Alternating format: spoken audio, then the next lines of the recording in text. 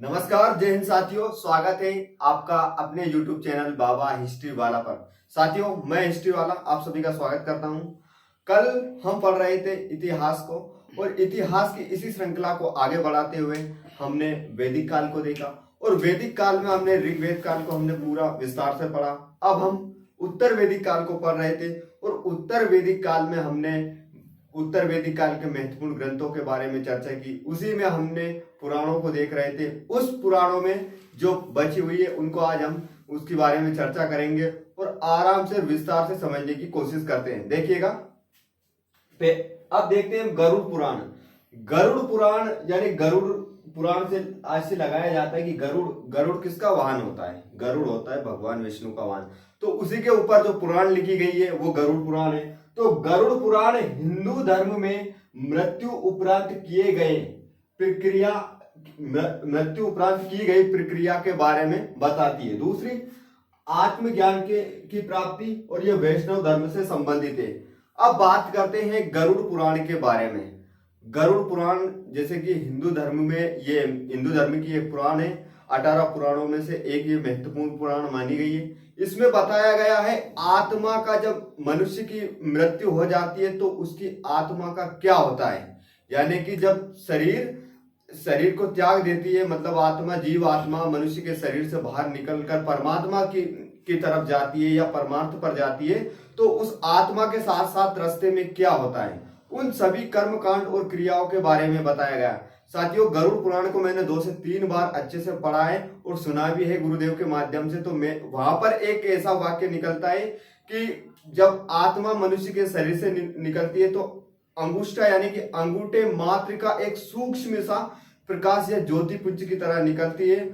और अगर व्यक्ति के कर्मों के अनुसार उसे क्या मिलती है, वहां पर मनुष्य योनि या और कोई सी योनि है। ऐसा बताता है कि अगर कोई व्यक्ति कुकर्म, गलत कर्म करता है, गलत दृष्टि रखता है, किसी के प्रति गलत भावनाएं रखता है या किसी के साथ कोई गलत हरकतें करता है, तो उस व्यक्ति को बिना वस्त्र के और उबलते हुए तेल के नीचे सलमली वृक्ष से लटका दिया जाता है। गरुड़ पुराण में ऐसी बातें निकलती है। ये ऐसे वो निकलती, यानी कि गरुड़ पुराण एक प्रमाणिक पुराण है। इसलिए साथियों, अपने आप को सुधारो।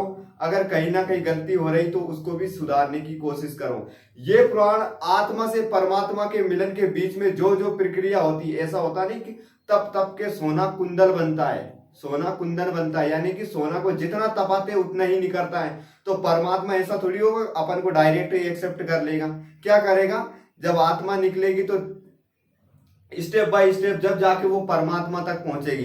तो इसलिए स्टेप बाय स्टेप मतलब उसके कर्मों के अनुसार उसको जीव मनुष्य योनि मिलती है या और किसी पशु की योनि मिलती है या और किसी योनि में जाता है। तो ये सभी बातों के बारे में, इन सभी चीजों के बारे में गरुड़ पुराण में विस्तार से बताया गया है ना। भागवत पुराण की रचयिता है वेद व्यास जी। इसमें भक्ति योग और भगवान श्री कृष्ण को देवों का देव कहा गया। भागवत पुराण यानी कि श्रीमद् भागवत पुराण का आपने नाम सुना होगा। इसमें भक्ति योग के बारे में बताया गया है कि भक्ति कितने प्रकार की होती है और किस प्रकार से भक्ति की जा सकती है। जैसे कि एक भक्ति की चर्चा मैं करता हूं कि स्वर्गलोक की एक अप्सरा थी मेनका।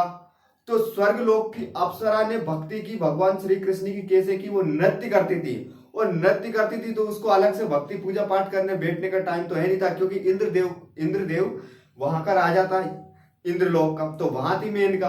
अब भैया वो भक्ति कर रही, तो अब उसने ऐसा भक्ति योग लगाया, मतलब सीखा कि कैसे यार इंद्र तो अपने को फुर्सत में छोड़ता ही नहीं है। जब देखो जब डांस ही चल रहा है, तो वो भगवान जब डांस करते करते भगवान विष्णु को वो क्या करने लगी, नाम जपने लगी और भगवान विष्णु को स्मरण करने लगी। उनके मंत्र जाप को उच्चारण करती नाचती हुई। तो वो एक ऐसा ही भक्ति योग मीराबाई ने किया, ऐसा ही भक्ति योग रैदास जी ने किया। तो जब वो अप्सरा की मतलब भक्ति पूरी हो गई, भगवान विष्णु ने जब प्रकट होकर उसको बोला कि बोलो तुम्हारी क्या इच्छा है, तो वो बोलती है, हे प्रभु, मैं आपको पुत्र रूप में प्राप्त करना चाहती हूँ या आपका ही अंश मुझे पुत्र रूप में मिले। तो आपने सुना होगा कि जब एक राक्षस होता है तो वो उत्पात मचाता है, पृथ्वी लोक पर भगवान आते हैं और कामदेव भगवान कृष्ण के पुत्र बनकर छोटे से रूप में आते हैं। तो वो रसायन विद्या नाम की एक विद्या इन्हीं को सिखाते हैं, इन अप्सरा को सिखाते हैं, रसायन विद्या के माध्यम से उस पुत्र को बड़ा कर देती है। तो ये क्या होता है, ये भक्ति योग होता है। भक्ति योग बहुत तरह के होता है, कोई गाकर भक्ति कर रहा है, कोई पूजा अर्चना के माध्यम से कर रहा है, कोई किसी पर उपकार कर रहा है, कोई किसी की मदद करके भक्ति कर रहा है। यानी कि भक्ति करने के मार्ग रास्ते अलग अलग हो सकते हैं, लेकिन उद्देश्य सिर्फ एक वो होता है कि परमार्थ को पाना, यानी कि परमपिता परमात्मा को हमें प्राप्त करना या उसकी शरण में जाना। ओके, रामायण रामायण रामायण महाकाव्य का नाम तो आपने सुना होगा। ये रामायण एक महाकाव्य है जो परीक्षा में इससे भी बहुत बार क्वेश्चन बन चुका है कि रामायण क्या है। तो रामायण एक महाकाव्य है। अब रामायण महाकाव्य को किसने लिखा, तो महर्षि वाल्मीकि ने रामायण को लिखा। और राम के जीवन चरित्र का चित्रण किया गया। इसमें क्या किया गया, रामायण महाकाव्य में राम जो भगवान राम थे, उन राम जी के जीवन चरित्र का चित्रण किया गया। यानी कि रामायण में जो रामायण हम देखते हैं वही रामायण ये है। मतलब उसमें भगवान के बचपन की लीला हो, जिसके बाद में जब वो युवावस्था में थे, फिर लास्ट में उधर रावण को मारते, ये सारी चीजों को स्टेप बाय स्टेप में बताया गया है। तो इसमें क्या बताया गया है, राम जी के जीवन चरित्र के बारे में बताया गया। वाल्मीकि जी की भी एक कहानी है। वाल्मीकि जी की एक ऐसी कहानी है कि वाल्मीकि जी बचपन में क्या थे, डाकू थे। क्या थे, डाकू। तो क्या करते थे ये, इनकी एक पत्नी थी बड़ी अति सुंदर, बहुत ही सुंदर इनकी एक पत्नी थी। तो वाल्मीकि जी बड़े दीवाने थे उसके। अब जो वाल्मीकि जी की पत्नी अति सुंदर थी और ये बड़े दीवाने थे उसके, तो जो पत्नी थी उसको सबसे प्रिय था स्वर्ण, यानी कि सोने के आभूषण बड़े प्रिय थे। तो वाल्मीकि जी की एक दिन किसी को लूट के कुछ सोने के आभूषण ला के दे दिए। तो उनकी पत्नी ने बोला, कितने अच्छे हो आप जैसा तो इस सृष्टि में कोई नहीं है, स्वयं भगवान नारायण भी नहीं है। तो उनकी इतनी तारीफ की पत्नी की। तो हुआ ये कि जब आभूषण दे दिया तो उसकी डिमांड और बढ़ने लगी। आज आप मेरे गले का हार लाए, कल मेरे पैरों की पेजनियां लाना, कानों के झुमके लाना। तो अब भैया वाल्मीकि जी निकलते हैं। वाल्मीकि जी का नाम है था बालू भील। तो बालू भील नाम से वो बोले था। तो अब बोले कि यार आज तो कहीं ना कहीं अच्छा आदमी को लूटना पड़ेगा, जैसे कानान की झुमकी मलेगी, पावान की पेजनियां मलेगी, हाथान को हथबंद मलेगो, पता नहीं कई कई बोले तो यो मलेगो। तो हो गई। तो एक कोई मांडो हो रही हो, तो मांडो यानी कि शादी हो रही थी कहीं पर। तो वो क्या करते हैं कि वहां की एक दुल्हन को लूट लेते हैं। अब दुल्हन को लूट लेते हैं तो जितने भी आभूषण थे वो आभूषण लेकर क्या करते हैं, पोटली बांधती लेकर चल दिए अपनी अर्धांगिनी के पास, लीजिए प्रियतम। तो प्रियतम लीजिए, तो वहां जाकर उनको दिखाते हैं नाक की नथड़ी भी आ गई, कान के मांगे अपन ने, पवान को पेजनिया भी आ गई और कमर को पेटो भी आ गयो, जो जो बांधवा तो वो आ गयो। तो अब भैया ऐसा रोज लाया करे। तो एक दिन नारद जी जा रहा था रास्ते में होकर, तो एक ये लूट कर वापिस आ रहा था। तो नारद जी ने पूछा कि यार असी कर बालू असी कर तू यू को कांजे लूट के ला, कि हमारी पत्नी कांजे लूट के ला। अब तू बता कि ए में पाप लगे। तो एने बोली पाप कई होया करे। तो जो वाल्मीकि जी था बचपन में कुछ भी पता नहीं है, तो बिल्कुल डाकू आदमी था, कोई पता नहीं है, तो कोई ज्ञान ही नहीं है। तो उन्होंने कही पाप एक ऐसी चीज होया करे जो व्यक्ति को बुढ़ापा में वो फल मिले, फल कहीं मिले, हो सके बाद में उसे भोजन नहीं मिले, हो सके वो पुत्र हो वो में लट मार मार के घर से बाहर निकले, हो सके कभी जो का शरीर में कोई पीड़ा रोग आ जाए। तो इस तरीके को अपने फल मिले। तो अब तू ऐसी कर दे, जो थारी प्रियतम हैगी, जो थारी अर्धांगिनी है, उसे यूं पूछे कि मैं बुढ़ापा में जो दुख मिलेगो और वो बटेगो, दुख कहीं होगा वो बटेगो सही। अगर वो में हिस्सेदारी तुझसे करे, यानी कि जो तेरे को दुख मिलेगा, कष्ट मिलेगा, वो दुख अगर वो आदो लेती हो तो वापिस ये चोरी काम कर दी। नित्य के एक और रास्तों को जैसे तू इससे मुक्ति पा ले हो। तो भैया तो गुरुजी बताओ यार कही है ऐसी बात, मैं तो मान लो मैं तो मरी जाऊंगा, बस बड़ा हष्ट पुष्ट हुआ, बस मैं चार आदमी नहीं है कि हाथ से डांट दूं अपने बदला आदमी को। लेकिन बुढ़ापा में तुम्हारे पास ना तो शरीर रहेगा ना शक्ति रहेगी, तो फिर तुम्हारे बहुत कष्टदायी जाओ। तो वाल्मीकि जी से नारद जी बोलते हैं कि तुम जाके तुम्हारी पत्नी से बोलो जिसके वजह से तुम ये ऐसा कार्य कर रहे हो। तो वाल्मीकि जाते हैं एकदम सुनकार कर एकदम दबंग आए और जाकर उनकी पत्नी के पास जाते हैं। तो बोलती है स्वामी, हे प्रियतम, कि आज कोई आभूषण नहीं लेकर आए हमारे लिए। तो वाल्मीकि जी बोलते हैं बहुत कुछ लेकर आया हूँ देवी, आप मेरे पास बैठो। तो देवी से पूछे, फिर वो कहानी सुनाते हैं नारद वाली कि बुढ़ापा में ये दुख मिलेगो और वो कष्ट मिलेगो, हमें तुम हिस्सेदारी करोगी कहीं। तो पत्नी तो भैया वही जो स्त्रियां करती है कि हाँ अपन क्यों कष्ट भोगेंगा, मैं क्यों लंगू, मैं कहीं चोरी कर रही कहीं, मैं किसी को लूट रही कहीं, पूरी तरीके से निष्पक्ष हो जाएगी, एक साइड चली जाएगी, हाँ भैया अपन कोई वो नहीं करेंगे। तो ना वाल्मीकि जी को दिमाग ठनकता है बहुत भयंकर तरीका से, और दिमाग इतनी जोर से ठनके कि सबरे कपड़ा मपड़ा फाड़ फूड़, यानी कि खुद का ही कपड़ा फाड़े वो दूसरा का नहीं फाड़े, और एक भगवा चोलो पहन और जाकर एक जंगल में चले जाते हैं। भगवान की इतनी घोर तपस्या करते हैं, क्योंकि नारद जी ने उन्हें रास्ता में बता दिया कि जब बाद में राम को नाम असो है जब तो रीजे, उस समय तो राम जी को जन्म भी नहीं हुई, तो पर जिस पहले ही बता देगी कि राम को नाम तो जब तो रीजे, प्रभु को भजन कर तो रीजे। तो वाल्मीकि जानकर एक जंगल में बैठ जाते हैं और सालों साल कठिन तपस्या करते हैं। इतनी तपस्या करते हैं कि चिड़िया उनके माथे के बालों में घोंसला बनाकर अंडे अंडे डालती है, अंडे से बच्चे निकाल ले जाती है, चींटियां बीमली बनाकर चढ़ा देती है। यानी कि इतनी घोर तपस्या करते हैं कि लाखों युग बीत जाते हैं।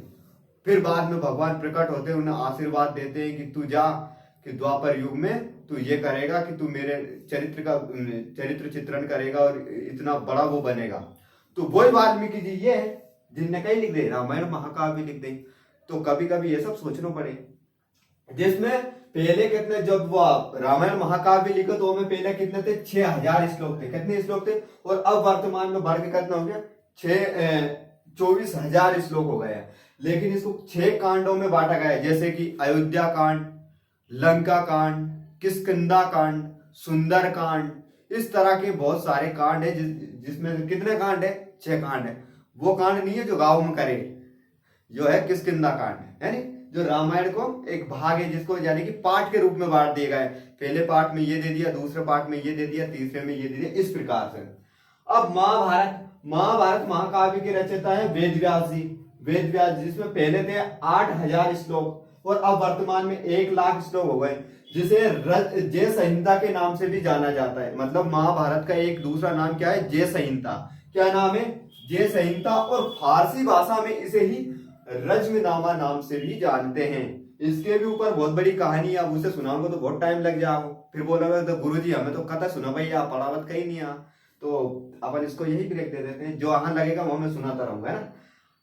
18 इसी महाभारत के 18 पर्व है, जिसमें से एक पर्व है, छठा नंबर का पर्व है भीष्म पर्व। और भीष्म पर्व में क्या बताया गया है, श्रीमद् भागवत गीता, या इसमें भागवत गीता तो ये हो गई, लेकिन इसमें क्या, वो भागवत पुराण है, यहाँ है भागवत गीता। श्रीमद् भागवत गीता यानी कि गीता के बारे में बताया गया, जिसमें कितने 18 अध्यायों पर चर्चा की गई। अब इसके ऊपर एक भी अच्छी चीज है कि ये गीता क्यों सुनाई गई। अधिकतर लोग क्या बोलते हैं कि गीता भगवान श्री कृष्ण ने अर्जुन को सुनाई थी, ऐसा नहीं है। अर्जुन जब युद्ध का मैदान में आए तो वह धनुष चलाना ही पड़ता या तीर मारना ही पड़ता थी। बात रियल ये है थी कि युद्ध में या विजय श्री को आशीर्वाद लेवा से पहले क्या होया करें कि अपन अपने परम पूज्य इष्ट और सबसे बलवान जो देवता रहे, उन देवता को अपन स्मरण करा और उससे विजय श्री को आशीर्वाद लेवा। जैसे कि हनुमान जी महाराज को नाम आपने सुने होगा, बजरंग बली, जय हनुमान ज्ञान गुण सागर, जय कपीस तिहुँ लोक उजागर। तो उन हनुमान जी महाराज को जब अपन स्मरण करा, आज भी जहां भी कहीं जाते हैं तो अपन बोलते हैं ना, जब ताकत के काम होता है, युद्ध का काम होता है, जय बजरंग बली, हर हर महादेव। तो जब युद्ध शुरू होगा से पहला हो गई कि अपन आशीर्वाद लेना पड़ेगा और अपना बड़ा बूढ़ान को लेना पड़ेगा। तो बड़ा बूढ़ान को लेना पड़ेगा, तो बड़ा बूढ़ा एक ही आदमी था और जो सबसे बलवान था वो था हनुमान जी महाराज। तो क्या होता है कि अर्जुन से श्री कृष्ण भगवान बोलते हैं कि अर्जुन अपन ने युद्ध शुरू करियो, अपन अपने पूर्वज और अपने बड़ा बूढ़ान को नाम लेना और उनसे आशीर्वाद लेना, उनको आशीर्वाद अपन ने मिले तो अपन युद्ध आराम से जीत जाएगा। तो किनको, तो उनने बोले हनुमान जी को अपन ने स्मरण करना पड़ेगा, बजरंग बली को, क्योंकि वही अष्ट सिद्ध 9 निधि के दाता है, वो हर समय अपनी रक्षा करेगा और अपने युद्ध में कुछ नहीं होने देगा। तो भैया अर्जुन बोलता है कि मैं तो डर लगी उनके सामने जावा से, प्रभु आप भी चलो और तो अपन दो मिल के वहां जाकर उनसे आशीर्वाद लेंगे।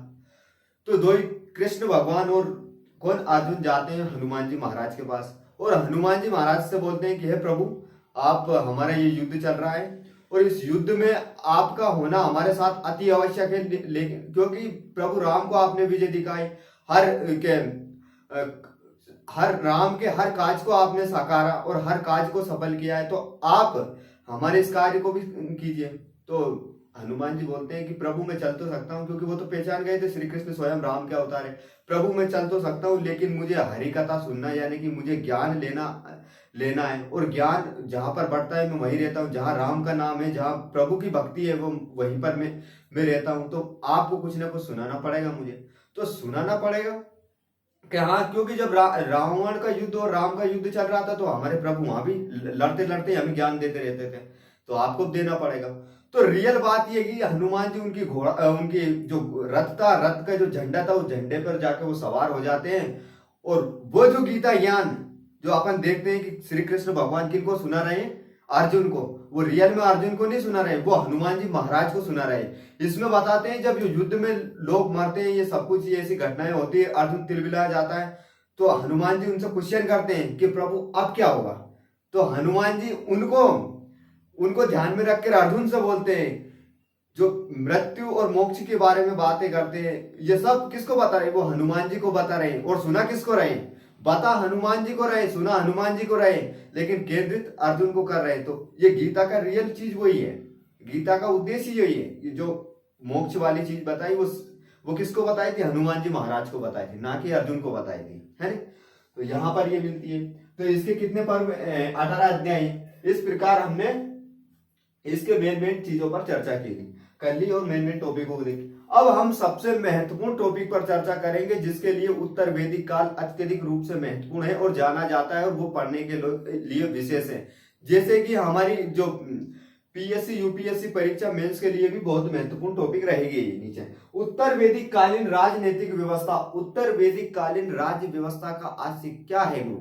तो उत्तर वैदिक कालीन राज्य व्यवस्था का आशय, उत्तर वैदिक काल में जो राजा होता है उसके राज या प्रशासन कैसे चलता था, किस आधारों पर चलता था, और राजा क्या करता था, और राजा का विशेष क्या कार्य होता था, और राजा का क्या महत्व था, क्या वर्चस्व था, और राजा के साथ साथ कौन कार्य करते थे जिन्हें क्या रत्नीन कहा जाता था।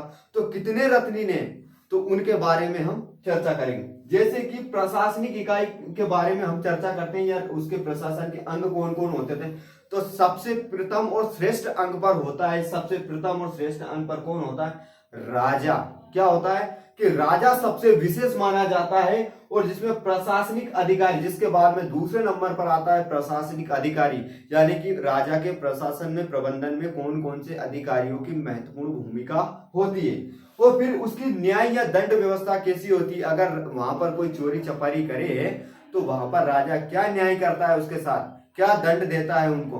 मान ली जाए गेल चलता लांगूरन कहीं की लड़की पे छेड़ दई, और लड़की पे छेड़ दई तो क्या हो गया, तो दोनों हाथ कटवा दिया, क्यों ये दंड दे दियो, क्यों भैया दिन छेड़ी क्यों, तो हाथ नहीं कटता। तो कहीं ऐसा काम हो, कहीं कहीं गुलाब को फूल पकड़ा दियो तो फूल काट दियो, फूल और हाथ दो ही काट दिया, तो ऐसा हो सके। तो दंड व्यवस्था क्या हो सकती है, इस प्रकार की कोई दंड व्यवस्था नहीं है साथियों, ये आपके बाबा का मजाक है। अब न्याय व्यवस्था और दंड व्यवस्था। दूसरा सैन्य संगठन, यानी कि सैन्य, क्या राजा के पास स्थायी सेना थी या अस्थायी सेना थी। राजा अपने लिए स्थायी सेना रखता था या अस्थायी सेना रखता था, इस पर भी हम चर्चा करेंगे। दूसरा गुप्तचर व्यवस्था, यानी कि राजा किसी दूसरे राज्य पर आक्रमण करना अगर चाहता है तो उससे पहले उसका भेद जानना पड़ेगा। क्या करना पड़ेगा, उसका भेद जानना पड़ेगा, उसकी शक्ति का आकलन करना पड़ेगा। जैसे कि रामायण काल में हनुमान जी को भेजा था लंका में कि जाओ जाकर देख के आओ, रावण अपने से बड़ा आदमी तो नहीं है, कितना ताकतवर है, जो पूरी धरती उसके मारी कांप रही, उसके चर्चे चल रहे हैं। तो हनुमान जी रात में जाते हैं और लंकनी का मुंह तोड़ते हैं, अंदर घुस जाते हैं, और वहां देखते हैं कि रावण के इधर हथियारों के भंडार, इधर विस्फोटक रखा है, तो सब में आग लगाकर ओम स्वाहा कर देते हैं। तो ये होती है गुप्तचर व्यवस्था। और कर, जो आज मोदी सरकार ले रही है, और इससे पहले की सरकार और इसके बाद में की सरकार भी लेगी। कर यानी बलि हम गांव ग्रामीण क्षेत्र में बलि बोलते हैं कि बकरे को काट दो बलि हो गई। तो ये बकरे को काटने वाली बलि नहीं है, ये बलि है कर, टैक्स, पैसा। यानी कि उस समय लोग राजा को क्या बलि ऐच्छिक तौर पे देते थे या स्थायी तौर पे देते, किस आधार पर बलि को दिया जाता? बलि स्थायी थी या अस्थायी थी? बकरे को काटना स्थायी था या बकरी को काटना अस्थायी था? इस प्रकार के टॉपिक पर हम चर्चा करेंगे। इस प्रकार ये राजा के प्रशासन के अंग हो गए। दूसरा, अब पहला होता है हमारा राजा सिरु। भैया राजा क्या है? राजा का स्थान सर्वोच्च होता था, यानी कि राजा सबसे सर्वोच्च स्थान पर होता था, और राजा सर्वोच्च स्थान पर होता था। शासन व्यवस्था राजतंत्रात्मक थी। कैसी थी? शासन, जो राजा का प्रशासन था वो राजतंत्रात्मक व्यवस्था थी, और राजा का पद पैतृक होता था। मतलब क्या हो कि राजा का पद पैतृक होता था, यानी कि राजा का बेटा ही राजा बनेगा। क्या होगा? राजा का बेटा ही राजा बनेगा। इस प्रकार की प्रथा प्रचलित थी। ओके, समझ आया? दूसरा, कभी कभी राजा का निर्वाचन भी होता था। ये बात ऐसा होता है कि भैया मेरे पिताजी है, मेरे पिताजी के दो बेटे, एक मैं हूं, एक मेरा भाई है। मान ली जाए मेरे को पहले राजा बना दिया। अब मेरे में वो लक्षण है ही नहीं है जो राजा में थे। वैसे मेरे में लक्षण है, अब लेकिन मैं प्रजा को समझ नहीं आ रहा हूं। यार ये राजा तो बहुत उत्पाती आदमी है, ये किसी की भावनाओं की कदर नहीं करता है, किसी की सुनता नहीं है, ये तो बहुत घमंडी टाइप का इंसान है। तो अब क्या किया जाए? इनके जो छोटा भैया है उनको हम राजा बना दे, या इनके स्थान पर जो इनकी टक्कर का है, यानी कि इनके चाचा के लड़के, इनके बड़े पापा का लड़का जो है उनको राजा बना जाए। यानी कि निर्वाचित करना, यानी कि दूसरा भी नियुक्त किया जा सकता। ऐसा मान लो, जैसे कि मान ली जाए किसी क्षेत्र में कोई राजा है। उस टाइम पे क्या चलता था? कबीला चलता था, और कबीले का होता मुखिया था सरदार, जिसको कबीला का जो मुखिया होता था सरदार, जिसे राजन बोलते थे। तो होता ये था कि किसी को अपन ने गलती से मान ली जाए राजा बना दिया, और राजा बना दिया तो होता ये है कि राजा अपने मनमानी कर रहा है। भैया राजा को ध्यान रखना चाहिए, उसकी जनता प्रजा के राजा रंगरलिया कर रहा है। आज इस रानी को लाया, कल उसको लाया, परसों उसको लाया, किसी को नहीं छोड़ रहा। राजा पीकर पड़ा है, नाली में डाई मार रहा है। डाई मारने का मतलब है गुपची लगा रहा है। राजा प्रजा के भलाई में कोई काम नहीं कर रहा अपना, यानी कि भोग विलास में एकदम तृप्त हो रहा है, डूब रहा है। तो अब ऐसे राजा को कोई प्रजा एक्सेप्ट नहीं करेगी। तो इसके लिए क्या करना होगा? हमें राजा, यानी कि उसके स्थान पर दूसरे किसी योग्य व्यक्ति को बिठाना पड़ेगा। जैसे कि अगर गांव में सरपंच बदमाश हो जाए तो उप सरपंच को सरपंच बना दिया जाता है। आ गई बात समझ? तो किसी योग्य व्यक्ति को बिठाना पड़ेगा। उसके लिए क्या करना पड़ेगा साथियों? तो करना ये पड़ेगा, उसका निर्वाचन किया जाएगा और इसको हटाया जाएगा, यानी कि इसकी गर्दन को काट दिया जाएगा। क्या कर दिया जाएगा? काट दिया जाएगा। इस प्रकार राजा का निर्वाचन भी किया जा सकता है। राजा राजधर्म के अनुसार ही शासन करेगा, यानी कि जो नियम व्यवस्था बनाई गई है राज्य संचालन की, जो राजधर्म बोलता है, जैसे कि रामायण काल में हमें देखने को मिलता है कि राजा राजधर्म के अनुसार शासन कैसे करता है। जब भगवान रावण को मारकर वापस अयोध्या आते हैं, राज तिलक होता, सब कुछ व्यवस्थित चलता है, लेकिन कुछ लोग अफवाह फैला देते हैं कि माता सीता अपवित्र है और हमारा राजा अपवित्र रानी के साथ रह रहा है, मतलब राजा भी अपवित्र हो जाता है। तो राजधर्म, अयोध्या का राजधर्म क्या बोलता है? अयोध्या का राजधर्म यही बोलता है कि ये क्या बोलता है? अयोध्या का राजधर्म ये बोलता है कि राजा को उस अपवित्र रानी के साथ नहीं रहना चाहिए, रानी का त्याग कर देना चाहिए। और उसी का पालन करते हुए श्री राम प्रभु क्या करते हैं? सीता माता को वो जंगल में, यानी कि वाल्मीकि जी के आश्रम में छोड़ आते हैं। और उसी भगवान राम के वंशी हम लववंशी लोधा उसी भगवान राम के वंशी हैं, जिसने अपनी मर्यादा और अपनी स्वाभिमान के लिए अपनी पत्नी को भी त्याग कर दिया। उसी भगवान और श्री राम के वंशी वो राजा हरिश्चंद्र था, जिसने स्वप्न में पूरी अपना राजपाट दान में दे दिया, वही था। ऐसे राजा हम लववंशियों और हम रघुवंशियों में हुए हैं। तो इसके अनुसार शासन करता। अब राजा के क्या कार्य हो सकते हैं? राजा क्या क्या कार्य कर सकता है? तो राजा के कार्य शासन करना, यानी कि राजा का पहला कार्य है अपने राज्य पर शासन करना, और शासन करना। दूसरा होता है प्रजा की भलाई के कार्य करना, ऐसा कार्य करना जिससे कि प्रजा की भलाई हो, जिससे कि प्रजा का उत्थान हो, जिससे कि प्रजा का कल्याण हो, ऐसे कार्य राजा को करना है। और दुर्बलों की रक्षा करना तथा उनको न्याय दिलाना। मान ली जाए अगर कोई भी कमजोर है, दलित वर्ग का है, उसका शोषण हो रहा है, तो राजा का कार्य होगा, कबीले का सरदार का कार्य होगा, क्या कार्य करेगा राजन, कि उसकी रक्षा करेगा तथा उसे न्याय दिलाएगा। आजकल होता यह है कि विशेष और बड़े वर्ग के लोग क्या करते हैं, अपने से नीचे वर्ग के लोगों का शोषण करते हैं, उनका बुरी तरह शोषण करते हैं। बेचारे लोक लाज के मारी वो बताते नहीं है। तो राजा का ये कार्य होता है कि वो उनको न्याय दिलाए और उन व्यक्तियों को दंडित भी करे, ऐसा कार्य भी करे। दूसरा राजा का कार्य होता है कि युद्ध करना, कि राजा युद्ध भी करे ताकि अगल बगल जितने भी साम्राज्य खड़े हैं, वो साम्राज्य उसकी तरफ आंख उठा के नहीं देखें। ऐसा कहा गया है साथियों कि साम्राज्य बनाना बड़ा आसान होता है, बनाना बड़े आसान होता है, लेकिन साम्राज्य पे कब्जा रखना बड़ा कठिन कार्य होता है अगर ऐसा नहीं करते। इसके लिए हमें क्या मजबूत बनना पड़ता है, इसके लिए हमें ताकतवर बनना पड़ता है, वरना जो अगल बगल इर्द गिर्द जो भेड़िया फिरते हैं वो बड़े नुकसान पहुंचा देते हैं। भेड़िए का आशय ये होता है कि जो दुश्मन होते हैं वो बड़ा नुकसान पहुंचा देते हैं। इसलिए हमें जो साम्राज्य हम बनाते हैं उस पर हमारी पकड़ इतनी मजबूत होना चाहिए कि साला गिलेरी भी दाना न चुरा सके। तो इतना हमें मजबूत बनना पड़ता है। अपने साम्राज्य का विस्तार करना, राजा का सबसे महत्वपूर्ण कार्य कि अपने साम्राज्य का विस्तार करना, शौर्य का प्रदर्शन करना तथा यज्ञ करवाना।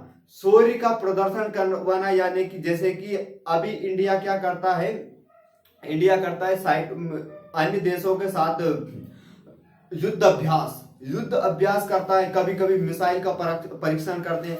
तो हमारे जो अनपढ़ और मूर्ख जैसे लोग रहते हैं वो क्या करते हैं कि यार मोदी जी इतने रुपए क्यों लगा रहे हैं, इतना फालतू वेस्ट क्यों कर रहे हैं। अरे वो वेस्ट नहीं कर रहे हैं दादा, और वो बता रहे हैं वो मिसाइल छोड़ दे उनने 40 लाख की, तो लोग बोलते हैं कि 40 लाख को गरीबों को भोजन दिला दे। अरे भैया वो भोजन की बात तो छोड़ो, बात ये है कि आसपास जो ताकतवर देश बैठे हैं, चीन अमेरिका जैसे देश बैठे हैं, वो क्या करते हैं, वो घात लगा के बैठे हैं कि भारत थोड़ा कमजोर हो और हम चोंच मारे। तो चोंच मारने से पहले हम इधर से बम मार देते हैं उनको। क्या मार देते हैं? बम। तो उनको पता चल जाता है कि अभी बाप जिंदा है, अभी बाप बैठे हैं, यानी कि अभी बाप जिंदा है। तो ये बताने के लिए राजा क्या करता था, अपने शौर्य का प्रदर्शन करवाता था। और उस काल में सबसे ज्यादा ब्राह्मणों का भी बोलबाला था। तो ब्राह्मणों ने राजा के वर्चस्व को बढ़ाने के लिए अनेक अनेक प्रकार के यज्ञ बताए, यज्ञ करवाए, जिसमें राजसु यज्ञ, अश्वमेघ यज्ञ, पाशुपत यज्ञ, अनेक अनेक प्रकार के यज्ञ बताए गए। उनकी चर्चा हम आगे करेंगे। यहां से फिर होता क्या है, गो ब्राह्मण स्त्री का सम्मान करना तथा उसकी रक्षा करना। साथियों एक और राजा का कार्य होता है कि गौ माता की रक्षा करे, ब्राह्मणों की रक्षा करे और स्त्री का सम्मान करे। लेकिन उत्तर वैदिक काल में जब गोत्र व्यवस्था आई, और गोत्र व्यवस्था आने के कारण धीरे धीरे स्त्री की स्थिति गिरती चली गई। स्त्री की स्थिति इसलिए गिरती चली गई कि उत्तर ऋग्वैदिक काल में स्त्री को अच्छा दर्जा था, और सिंधु घाटी सभ्यता में भी स्त्री को सर्वपूज्य यानी कि माता का दर्जा दिया जाता। लेकिन जब उत्तर वैदिक काल आता है तो स्त्री को सिर्फ और सिर्फ भोग विलास की वस्तु समझ ली जाती है। भोग विलास की वस्तु इसलिए समझ ली जाती है कि अगर आपको साम्राज्य का विस्तार करना है, और किसी राजा की पुत्री अति सुंदर है और किसी राजा का पुत्र बिल्कुल क्रूप है, जिसकी शकल सूरत बिल्कुल बंदर की तरह है। बंदर तो फिर अच्छा रहता है क्या, बंदर से भी बदतर है। लेकिन उसको सुंदर राजकुमारी से शादी करना है तो उसको बार बार क्या करना पड़ेगा, उसको बताना पड़ेगा कि ये ताकतवर राजा है, अगर तुम इससे करोगी तो ये होगा वो होगा। मतलब ऐसा बोला जाता है कि लड़कियां बिल्कुल गरीब गाय की तरह होती है, जिसको चाहो जिस खूटे से बांध दो। भाई साहब आज का जमाना ऐसा बिल्कुल नहीं है। तुम गलती से ऐसे खूटे से मत बांध देना, वरना खूटा उखाड़ के ले आएगी। आ गई बात समझ? इसलिए सोच समझ के करना, यानी कि लेकिन उत्तर वैदिक काल में स्त्रियों की स्थिति ऐसी थी जिसमें ऐसे राजाओं का वर्णन है जिसमें 562 तक रानियां थी। उनके कितने थी? हजार हजार रानियां रहती थी। अब वो मेंटेन कर, वो पता नहीं वो कैसे करते होंगे, लेकिन हजार हजार रानियां, 500 रानी। वहीं एक राजा का नाम सुना होगा आपने, बिंबिसार, जिसने पूरा साम्राज्य शादी के बल पे बढ़ा दिया, जहां गया उधर शादी कर ली। राजा अच्छा खूबसूरत था, दिखने में एकदम ताकतवर था, तो जो देखो जो राजा उसकी पुत्री को लेके खड़ा ही था कि भाई साहब आओ हमारी बेटी से ब्याह करो और जमाई बनो, तो आधो राज्य हमारे से दे दो। इस प्रकार बिंदुसार ने बहुत सारा राज्य, बिंबिसार ने बहुत सारा राज्य बढ़ा लिया। तो उस समय क्या हो गई, अगर आप किसी का शोषण करना चाहते हो तो आप उसको ताकतवर कभी नहीं बनने दोगा। ये नियम है, ये नियम है। अगर आप किसी का शोषण करने चाहते हो तो उसको ताकतवर नहीं बनने दोगा, और ताकतवर अगर तुमने बना दिया तो तुम उसका फिर शोषण नहीं कर सकते हो। तो इसके लिए क्या होता है, इसके लिए क्या होता है कि आप उसको कमजोर रखते हैं। अगर स्त्री को ताकत बना दी, और ताकतवर बनता है शिक्षा से। व्यक्ति स्त्री हो या पुरुष हो, अगर उसको शिक्षा मिली प्रॉपर, उसको ज्ञान मिला, तो वो ताकतवर रहेगा। और अगर उसको शिक्षा नहीं मिली, वो अनपढ़ रह गया, तो वो उसका शोषण करेंगे, लोग उसका शोषण करेंगे और उसका फायदा उठाएंगे। इसके अगर ताकतवर बनना है तो शिक्षा प्राप्त करना अति आवश्यक है। शिक्षा नौकरी के उद्देश्य नहीं, अपने आप को सर्वश्रेष्ठ बनाने के उद्देश्य से करनी होगी। नौकरी के उद्देश्य से पढ़ने के बाद में भी लोग नौकर बन के ही क्या करते हैं, क्या करते हैं, लोग उनका शोषण करते हैं, लोग गुलामी करते हैं। तो हमें अपने आप को बलिष्ठ और सर्वश्रेष्ठ बनाने के लिए पढ़ाई करना होगा, शिक्षा ग्रहण